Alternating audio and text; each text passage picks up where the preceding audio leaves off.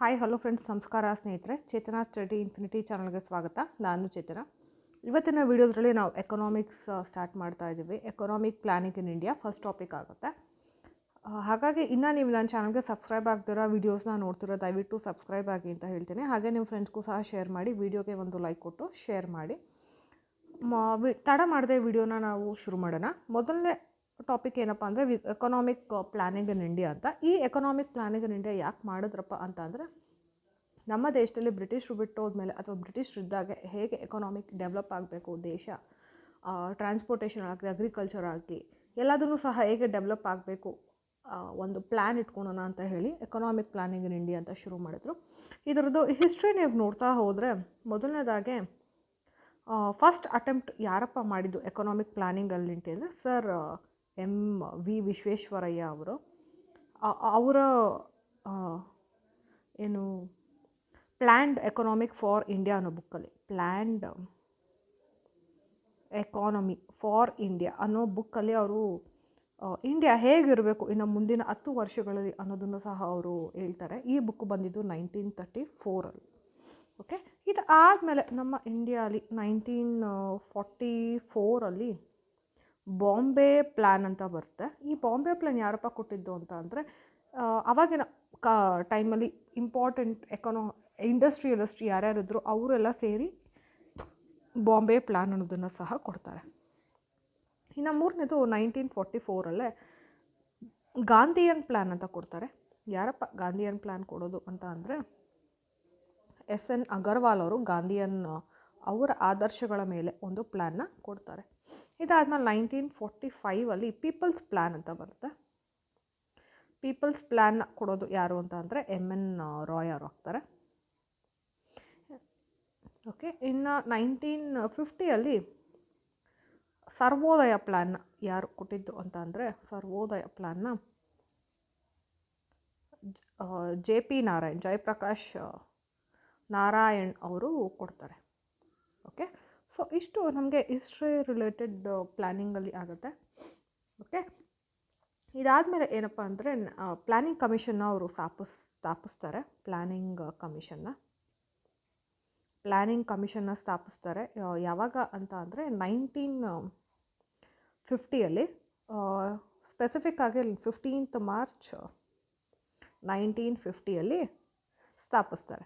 ಇದರಲ್ಲಿ ಚೇರ್ಮನ್ ಯಾರಪ್ಪ ಅಂತ ಅಂದರೆ, ನೆಹರು ಅವರು ಚೇರ್ಮನ್ ಆಗ್ತಾರೆ. ಚೇರ್ಮನ್ ಅವರು ನೆಹರು ಆಗ್ತಾರೆ.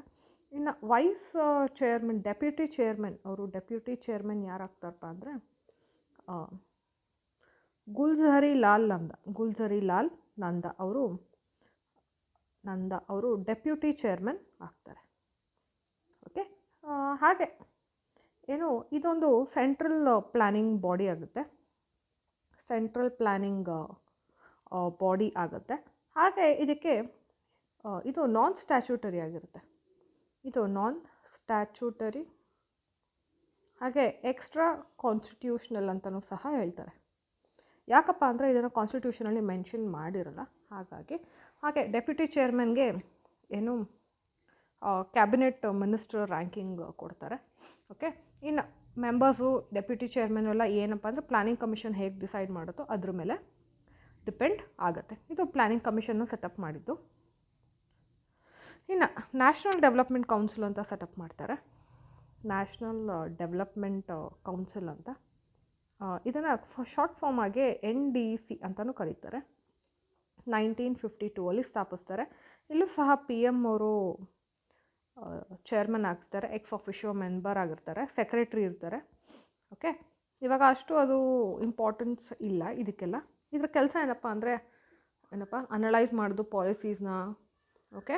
ಎಕನಾಮಿಕ್ಸಲ್ಲಿ ಹಾಗೆ 5 ಇಯರ್ ಪ್ಲ್ಯಾನ್ಸ್ನ ಕೊಡೋದು, approval of 5 year plans important ಆಗುತ್ತೆ. ಆವಾಗ 5 ಇಯರ್ ಪ್ಲ್ಯಾನ್ ಇದ್ದಾಗ ಅಪ್ರೂವ್ ಮಾಡ್ತಿದ್ದು ಯಾವ ಕಮಿಟಿ ಅಂದರೆ ನ್ಯಾಷನಲ್ ಡೆವಲಪ್ಮೆಂಟ್ ಕೌನ್ಸಿಲ್. ಓಕೆನಾ. ಫಸ್ಟ್ 5 ಇಯರ್ ಪ್ಲ್ಯಾನ್ಸ್ ನಾವು ಬಂದುಬಿಡೋಣ. ಓಕೆ. 5 ಇಯರ್ ಪ್ಲ್ಯಾನ್ಸಲ್ಲಿ ಮೊದಲನೇ ಫಸ್ಟ್ ಪ್ಲ್ಯಾನ್ ಏನಂತ ಹೇಳ್ಬೋದು ಅಂದರೆ, ಫಸ್ಟ್ ಪ್ಲ್ಯಾನ್ ಟೈಮಿಂಗ್ ಬಂದು 1951 56 ಇದೆ. ಓಕೆ. ಇದನ್ನು ಮಾಡೆಲ್ ಬಂದು ಹೆರೋಲ್ಡ್ ದಾಮೋದರ್ ಮಾಡೆಲ್ ಅಂತ ಹೇಳ್ತಾರೆ. ಹೆರಲ್ಡ್ ದಾಮೋರ್ ಮಾಡೆಲ್ ಅಂತ ಹೇಳ್ತಾರೆ. ಇದು ಅಗ್ರಿಕಲ್ಚರ್ ಡೆವಲಪ್ಮೆಂಟ್ಗೆ ಬಹಳಷ್ಟು ಮಹತ್ವ ಕೊಟ್ಟಿತ್ತು. ಈ ಟೈಮಲ್ಲಿ ಅವರು 2.1 ಟಾರ್ಗೆಟ್ ಕೊಟ್ಟಿದ್ರೆ 3.6 ಅಷ್ಟು ಅಚೀವ್ಮೆಂಟ್ ಆಗಿದೆ. ಸೊ ಅಚೀವ್ಮೆಂಟ್ ಜಾಸ್ತಿನೇ ಮಾಡಿದ್ದಾರೆ. ಇಲ್ಲಿ ಕಮ್ಯುನಿಟಿ ಡೆವಲಪ್ಮೆಂಟ್ ಪ್ರೋಗ್ರಾಮ್ ಸ್ಟಾರ್ಟ್ ಮಾಡಿದ್ರು, ನ್ಯಾಷನಲ್ ಬ್ರಾಡ್ಕಾಸ್ಟಿಂಗ್ ಸರ್ವಿಸಸ್ ಸ್ಟಾರ್ಟ್ ಮಾಡಿದ್ರು, ಕಮ್ಯುನಿಟಿ ಡೆವಲಪ್ಮೆಂಟ್ ಮಾಡಿದ್ರು, ಕಮ್ಯುನಿಟಿ ಡೆವಲಪ್ಮೆಂಟ್ ಪ್ರೋಗ್ರಾಮ್ಸ್ಗಳನ್ನ ಮಾಡಿದ್ರು. ಹಾಗೆ ನ್ಯಾಷನಲ್ ಬ್ರಾಡ್ಕಾಸ್ಟಿಂಗ್ ಸರ್ವೀಸಸ್ ಸಹ ಮಾಡಿದ್ರು. ಬ್ರಾಡ್ಕಾಸ್ಟಿಂಗ್ ಸರ್ವೀಸಸ್ ಆ ಟೈಮಲ್ಲಿ ಅದ್ರ ಜೊತೆಗೆ ಬಹಳಷ್ಟು ಡ್ಯಾಮ್ಸ್ನ ಅವರು ಸ್ಟಾರ್ಟ್ ಮಾಡಿದ್ರು. ಉದಾಹರಣೆಗೆ Nangal dam, okay, Damodar valley dam, ಅವೆಲ್ಲ ಶುರು ಆಗಿದ್ದು ಬಹಳಷ್ಟು ಡ್ಯಾಮ್ಸು ಫಸ್ಟ್ 5 ಇಯರ್ ಪ್ಲ್ಯಾನಲ್ಲಿ. ಓಕೆ, ಇನ್ನು ಎರಡನೇ ಪ್ಲ್ಯಾನಿಗೆ ಬರೋಣ. ಎರಡನೇ ಪ್ಲ್ಯಾನು ಇದನ್ನು ಸೆಕೆಂಡ್ ಪ್ಲ್ಯಾನ್ ಅಂತ ಹೇಳ್ತಾರೆ. 1956 to 61 ಆಗುತ್ತೆ. ಓಕೆ, ಇದನ್ನು PC ಮಹಲೋಬಿಸ್ ಪ್ಲ್ಯಾನ್ ಅಂತ ನಾವು ಹೇಳ್ತಾರೆ. ಓಕೆ, ಇಲ್ಲಿ ಹೆವಿ ಇಂಡಸ್ಟ್ರಿಗೆ ಬಹಳಷ್ಟು ಫೋಕಸ್ ಮಾಡಿದ್ರು. ಅಗ್ರಿಕಲ್ಚರ್ ಡೆವಲಪ್ ಆಯಿತು, ಹಾಗಾಗಿ ನಾವು ಇಂಡಸ್ಟ್ರಿಗೆ ಫೋಕಸ್ ಮಾಡೋಣ ಅಂತ ಹೇಳಿ. ಓಕೆ, ಟಾರ್ಗೆಟ್ 4.5 ಇದ್ದರೆ ಬಹಳಷ್ಟು ಟಾರ್ಗೆಟ್ನ ಇದು ಅಚೀವ್ ಮಾಡ್ತು. 4.27% ಅಷ್ಟು ಟಾರ್ಗೆಟ್ನ ಇದು ಅಚೀವ್ ಮಾಡಿದೆ. ಓಕೆ, ಬಹಳಷ್ಟು steel plants, okay, atomic energy ಇವೆಲ್ಲ ಈ ಟೈಮಲ್ಲಿ ಸ್ಟಾರ್ಟ್ ಆಯಿತು. ಓಕೆ, ಇನ್ನು ಥರ್ಡ್ ಪ್ಲ್ಯಾನ್ಗೆ ಬರೋಣ. ಥರ್ಡ್ ಪ್ಲ್ಯಾನ್ ಬಂದು 1961 to 66. ಓಕೆ, ಇದನ್ನು ಸುಖೋಮೈ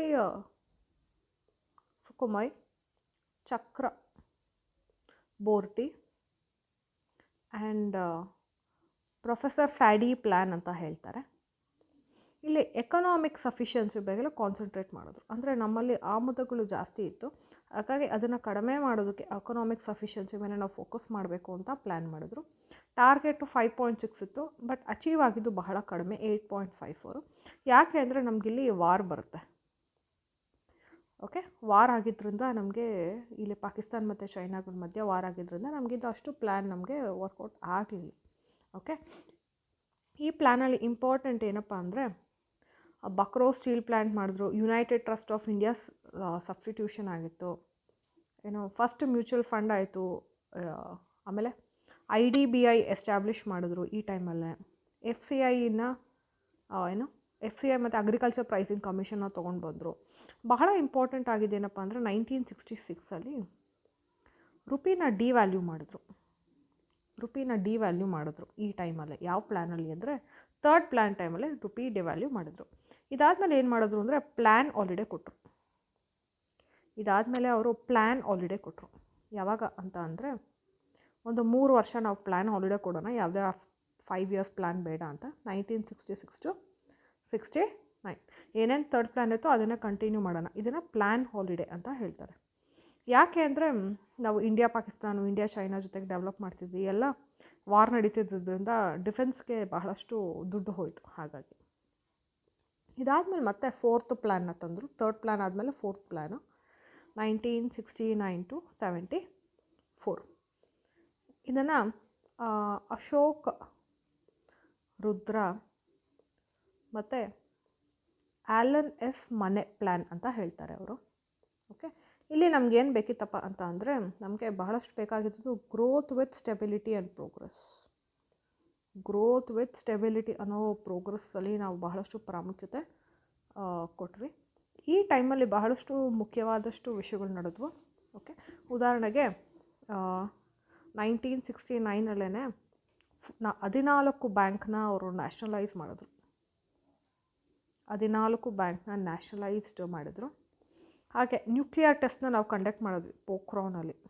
ಈ ಟೈಮಲ್ಲೇ ಆಗಿತ್ತು. ಇದನ್ನು ಬುದ್ಧ ಸ್ಮೈಲ್ಡ್ ಅಂತ ಬರುತ್ತೆ, ಬುದ್ಧ ಸ್ಮೈಲ್ಡ್ ಮಿಷನ್ ಅಂತ ಹೇಳ್ತಾರೆ.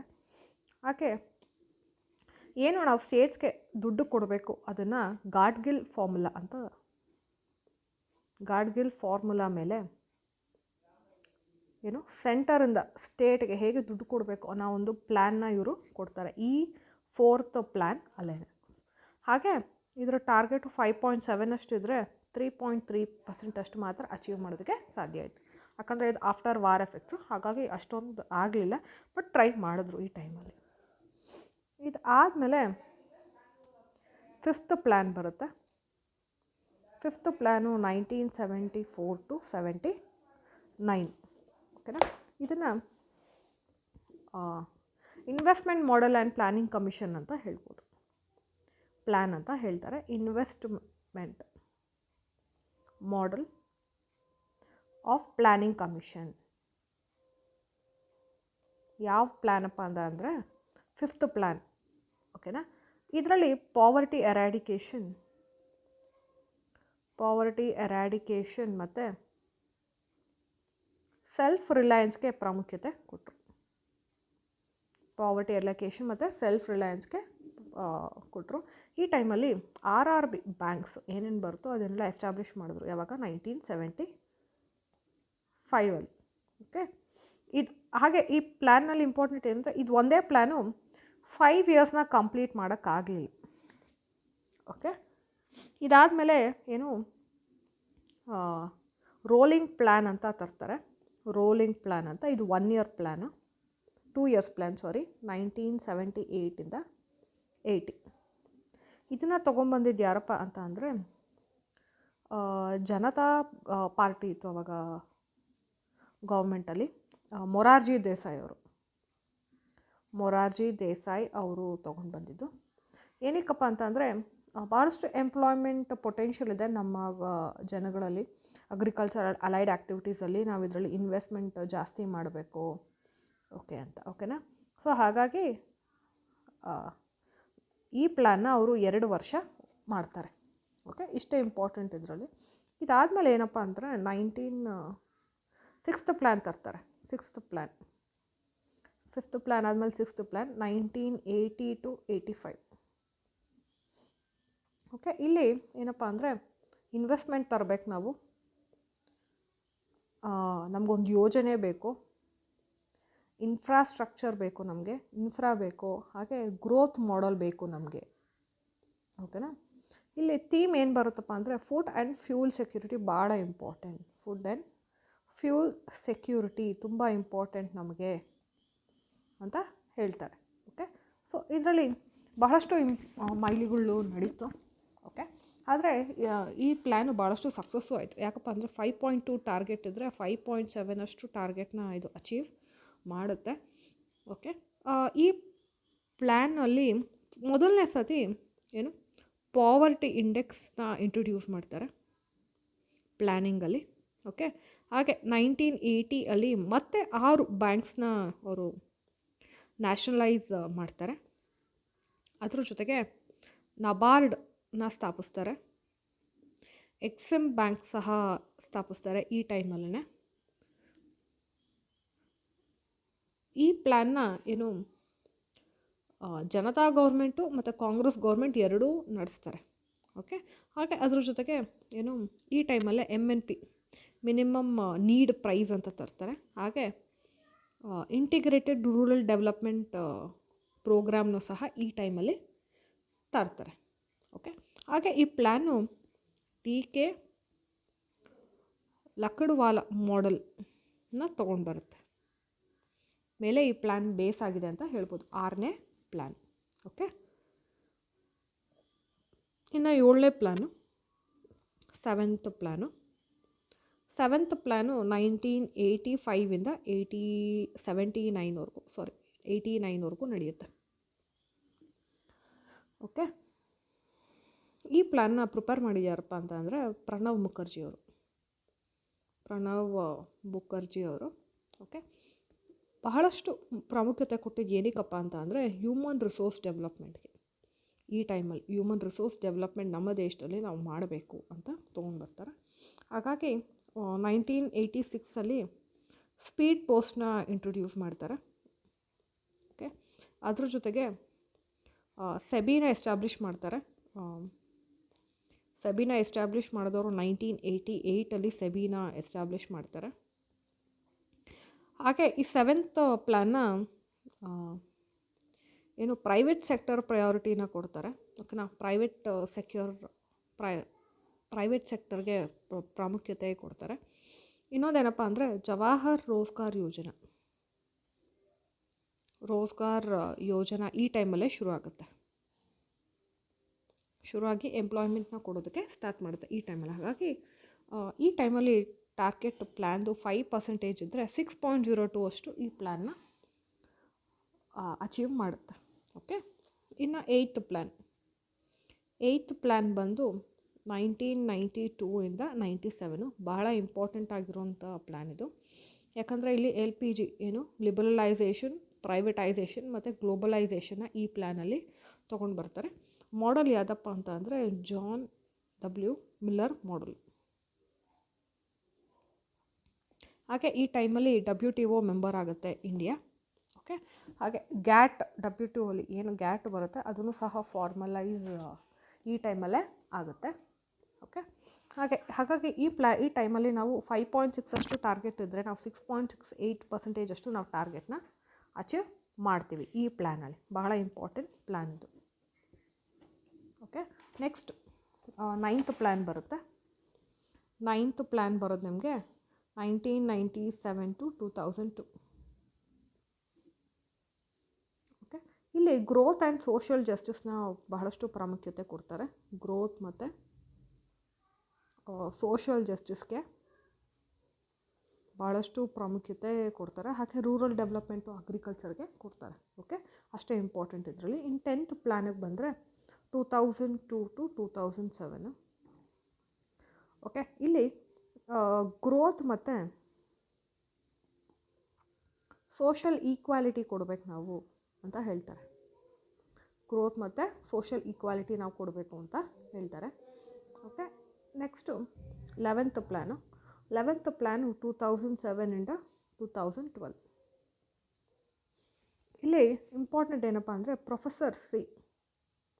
ರಂಗರಾಜನ್ ಅವರ ಮಾಡೆಲಲ್ಲಿ ಈ ಪ್ಲ್ಯಾನ್ನ ತಯಾರಿಸ್ತಾರೆ. Fast, broad base and inclusive growth. Inclusive ಅನ್ನೋ ವರ್ಡ್ನ ಸೇರಿಸ್ತಾರೆ. ಇನ್ಕ್ಲೂಸಿವ್ ಗ್ರೋತ್ ಇಲ್ಲಿ ನಾವು ಮಾಡಬೇಕು ಅಂತ ಹೇಳ್ತಾರೆ. ಓಕೆ, 12th ಪ್ಲ್ಯಾನಿಗೆ ಬಂದರೆ 2013 to 2017 ಬರುತ್ತೆ. ಈ ಪ್ಲ್ಯಾನಲ್ಲಿ ಫಾಸ್ಟರ್, ಸಸ್ಟೈನಬಲ್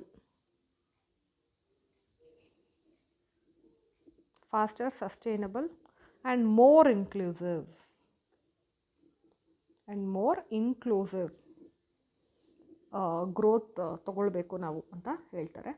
ಓಕೆ, ಈ 12th ಪ್ಲ್ಯಾನು ಭಾಳ ಇಂಪಾರ್ಟೆಂಟ್ ಆಗುತ್ತೆ. ಯಾಕಂದರೆ 12th ಪ್ಲ್ಯಾನಲ್ಲೇ ನಾವು ನೀತಿ ಆಯೋಗ್ ಇದಾದಮೇಲೆ 5 year ಪ್ಲ್ಯಾನ್ಸ್ನ ಸ್ಟಾಪ್ ಮಾಡಿ ನೀತಿ ಆಯೋಗನ ಅವರು ತರ್ತಾರೆ. ಈ 12th ಪ್ಲ್ಯಾನಲ್ಲಿ ನಾವು ಬಹಳಷ್ಟು ಸಾಧಿಸಿದ್ವಿ. ಅಗ್ರಿಕಲ್ಚರ್ ಗ್ರೋತ್ ರೇಟ್ ಚೆನ್ನಾಗಿತ್ತು, ರಿಯಲ್ ವೇಸ್ಟ್ ರೇಟ್ ಚೆನ್ನಾಗಿತ್ತು, ನಮ್ಮದು ಎನ್ವಿರಾನ್ಮೆಂಟ್ ಗ್ರೋತ್ ಇತ್ತು. ಓಕೆನಾ, ಬಹಳಷ್ಟು ಹೀಗೆ ಎಕನಾಮಿಕ್ ರಿಯಲ್ GDP ನಮ್ದು ಏನು ಬಂತು 8% ಅಷ್ಟು ರೀಚ್ ಆಯಿತು, 8-10 ಅಷ್ಟು ರೀಚ್ ಆಯಿತು. ಇದಾದಮೇಲೆ ನೀತಿ ಆಯೋಗನ ತೊಗೊಂಡು ಬರೋದು. ನೀತಿ ಅಂದರೆ national institution for transforming India. ಇಲ್ಲಿ ಯಾರ್ಯಾರು ಇರ್ತಾರಪ್ಪ ಅಂದರೆ ಒಂದು PM ಇರ್ತಾರೆ. ಓಕೆ, ಹಾಗಾಗಿ ನೆಕ್ಸ್ಟು ಗವರ್ನರ್ ಇರ್ತಾರೆ. ಗವರ್ನಿಂಗ್ ಕೌನ್ಸಿಲ್ ಅಂತ ಬರುತ್ತೆ ಇದರಲ್ಲಿ. ಗವರ್ನಿಂಗ್ ಕೌನ್ಸಿಲು, ಈ ಗವರ್ನಿಂಗ್ ಕೌನ್ಸಿಲಲ್ಲಿ ಎಲ್ಲ ಸ್ಟೇಟ್ಸ್ನ CM ಇರುತ್ತೆ. ಹಾಗೆ ಗವರ್ನರ್ಸ್ ಇರ್ತಾರೆ ಅಥವಾ ಲೆಫ್ಟಿನೆಂಟ್ ಗವರ್ನರ್ಸ್ ಇರ್ತಾರೆ ಡೆಲ್ಲಿಗೆ ಅಥವಾ ಯೂನಿಯನ್ ಟೆರಿಟರೀಸ್ಗೆ ಅಥವಾ ಯಾವುದಾದ್ರು ಸ್ಟೇಟ್ ಸೆಂಟ್ರಲ್ದು ಡೈರೆಕ್ಟ್ ರೂಲ್ ಆಗಿದ್ದರೆ, ಪ್ರೆಸಿಡೆಂಟ್ ರೂಲ್ ಆಗಿದ್ದರೆ ಅವರು ಇರ್ತಾರೆ. ಅದರ ಜೊತೆಗೆ ರೀಜನಲ್ ಕೌನ್ಸಿಲ್ಸು ಇರುತ್ತೆ. ಆಯಾ ರೀಜನ್ ತಕ್ಕಂತೆ ರೀಜನಲ್ ಕೌನ್ಸಿಲ್ಸು ಸಹ ಇರುತ್ತೆ. ಈ ನೀತಿ ಆಯೋಗನಲ್ಲಿ PM ಚೇರ್ ಮಾಡ್ತಾರೆ. ಓಕೆ, ಹಾಗೆ ನಿಮಗೆ PM ಜೊತೆಗೆ ಮೆಂಬರ್ಸ್ ಇರ್ತಾರೆ. ಮೆಂಬರ್ಸ್ ಇಬ್ಬರು ಇರ್ತಾರೆ ಫುಲ್ ಟೈಮು. ಓಕೆ, ಇನ್ನು ಮೆಂಬರ್ಸ್ ಇರ್ತಾರೆ, ಪಾರ್ಟ್ ಟೈಮ್ ಇವರೆಲ್ಲ ಯಾರಪ್ಪ ಅಂದರೆ ಯೂನಿವರ್ಸಿಟಿಯಲ್ಲಿ ಟೀಚ್ ಮಾಡೋವಂಥವ್ರು ಆಗಿರ್ಬೋದು. ಓಕೆನಾ, ಎಕ್ಸ್ ಆಫಿಷಿಯೋ ಮೆಂಬರ್ಸ್ ನಿಮಗೆ 4 ಜನ ಇರ್ತಾರೆ. ಹಾಗೆ CEO ಇರ್ತಾರೆ. CEOನ ಅಪಾಯಿಂಟ್ ಮಾಡೋದು ಯಾರಪ್ಪ ಅಂದರೆ PM ಅಪಾಯಿಂಟ್ ಮಾಡೋದು. ಸೊ ಬಹಳಷ್ಟು ಡಿಫ್ರೆನ್ಸಸ್ ಇದ್ದಾವೆ, ಏನು ಪ್ಲ್ಯಾನಿಂಗ್ ಕಮಿಷನ್ಗೂ ನೀತಿ ಆಯೋಗಗೂ. ಓಕೆ, ಸೊ ಡಿಫ್ರೆನ್ಸಸ್ ನಾವು ನೋಡೋಣ. ಪ್ಲ್ಯಾನಿಂಗ್ ಕಮಿಷನ್ನು ಮತ್ತು ನೀತಿ. ಪ್ಲ್ಯಾನಿಂಗ್ ಕಮಿಷನ್ನ ಸ್ಟಾರ್ಟ್ ಮಾಡಿದ್ದು 1950 ನೀತಿ ಆಯೋಗನ ಶುರು ಮಾಡಿದ್ದು 2015 Jan 1. ಚೇರ್ಮನ್ ಬಂದು ಇಬ್ಬರು PMI ಆಗಿರ್ತಾರೆ ಇಲ್ಲಿ. ಓಕೆ, ವೈಸ್ ಚೇರ್ಮನ್ ಬಂದು ಇಲ್ಲಿ ಕ್ಯಾಬಿನೆಟ್ ರ್ಯಾಂಕ್ ಮಿನಿಸ್ಟರ್ ಇರ್ತಾರೆ, ಕ್ಯಾಬಿನೆಟ್ ಮಿನಿಸ್ಟರ್ ಇರ್ತಾರೆ. ಇಲ್ಲಿ PM ಅಪಾಯಿಂಟ್ ಮಾಡ್ತಾರೆ. ಅಪಾಯಿಂಟ್ ಮಾಡೋದು ಯಾರಪ್ಪ ಅಂದರೆ PM ಅಪಾಯಿಂಟ್ ಮಾಡ್ತಾರೆ. ಇನ್ನು ಎಕನಾಮಿಕ್ ಅಡ್ವೈಸರ್ ಯಾರ್ಯಾರು ಇರ್ತಾರಪ್ಪ ಅಂದರೆ ಇಲ್ಲಿ ಮೆಂಬರ್ ಸೆಕ್ರೆಟ್ರಿ ಇದ್ದರೆ, ಇಲ್ಲಿ ಸೆಕ್ರೆಟ್ರಿ ಲೆವೆಲ್ ಆಫೀಸರ್ ಇರ್ತಾರೆ. ಹಾಗೆ ಇಲ್ಲಿ ಎಕ್ಸ್ ಆಫಿಷಿಯೋ ಮೆಂಬರ್ಸ್ ಯಾರು ಇರ್ತಾರೆ ಅಂದರೆ ಫಿನಾನ್ಸ್ ಮಿನಿಸ್ಟರ್ ಇರ್ತಾರೆ, ಕ್ಯಾಬಿನೆಟ್ ಮಿನಿಸ್ಟರ್ ಇರ್ತಾರೆ. ಇಲ್ಲಿ PM ನಾಮಿನೇಟ್ ಮಾಡ್ತಾರೆ 4 ಜನನ. Usually home minister, railway, finance, agri, ಇಷ್ಟು ಜನನ PM ನಾಮಿನೇಟ್ ಮಾಡ್ತಾರೆ. ಇನ್ನು ಫುಲ್ ಟೈಮ್ ಮೆಂಬರ್ಸ್ ಆಗಿ 4 to 7 ಮೆಂಬರ್ಸ್ ಇದ್ದರೆ ಇಲ್ಲಿ ಎಕನಾಮಿಸ್ಟ್ ಸುಮಾರು ಜನ ಇರ್ತಾರೆ. ಹಾಗೆ ಸ್ಪೆಷಲ್ ಇನ್ವೈಟೀಸ್ ಎಲ್ಲ ಮೊದಲೆಲ್ಲ ಸ್ಪೆಷಲ್ ಇನ್ವೈಟೀಸ್ ಯಾರೂ ಇರಲಿಲ್ಲ. ಇದರಲ್ಲಿ ಸ್ಪೆಷಲ್ ಇನ್ವೈಟೀಸ್ ಎಲ್ಲ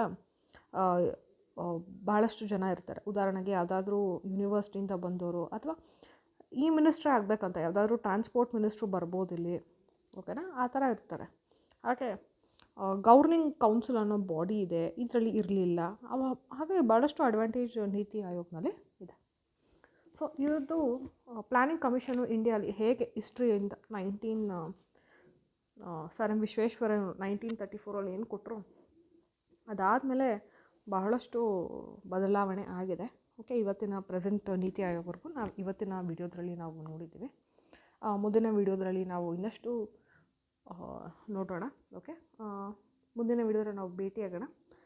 ವಿಡಿಯೋಕ್ಕೆ ಒಂದು ಲೈಕ್ ಕೊಟ್ಟು ದಯವಿಟ್ಟು ಸಬ್ಸ್ಕ್ರೈಬ್ ಆಗಿ, ಹಾಗೆ ನಿಮ್ಮ ಫ್ರೆಂಡ್ಸ್ಗೂ ಸಹ ಶೇರ್ ಮಾಡಿ.